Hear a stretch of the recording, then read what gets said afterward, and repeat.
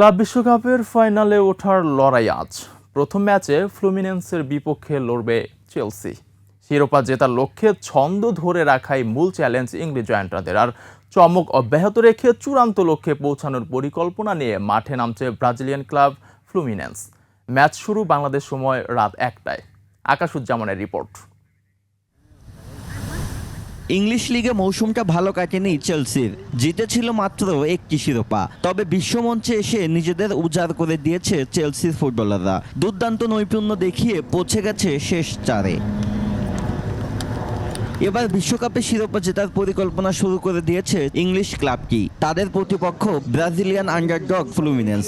শিষ্যদের কাছ থেকে স্বাভাবিক খেলাটাই চাইছেন হেড কোচ।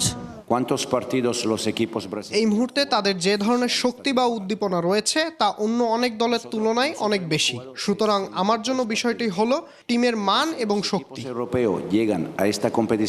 এই আসরে আরও দুই ব্রাজিলিয়ান ক্লাবের বিপক্ষে খেলেছে চেলসি। তাদের শক্তি দুর্বলতা ভালোভাবেই জানে ইংলিশরা। ফ্লুমিনেন্সকে সমীহ করেই নিজেদের পরিকল্পনা আঁটছেন চেলসি কোচ।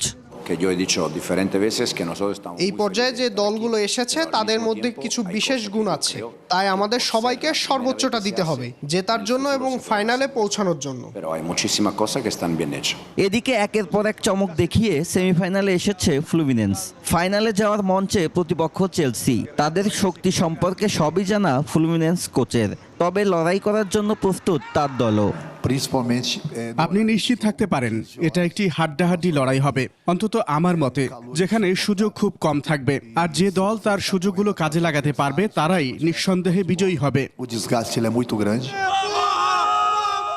জয়ের আগেই স্টেডিয়ামের আশেপাশে উদযাপন করেছে ফ্লুমিনেন্স সমর্থকরা। ম্যাচের পরেও এমন উদযাপন করতে আশাবাদী তারা। আকাশুজ্জামান, 21 টেলিভিশন।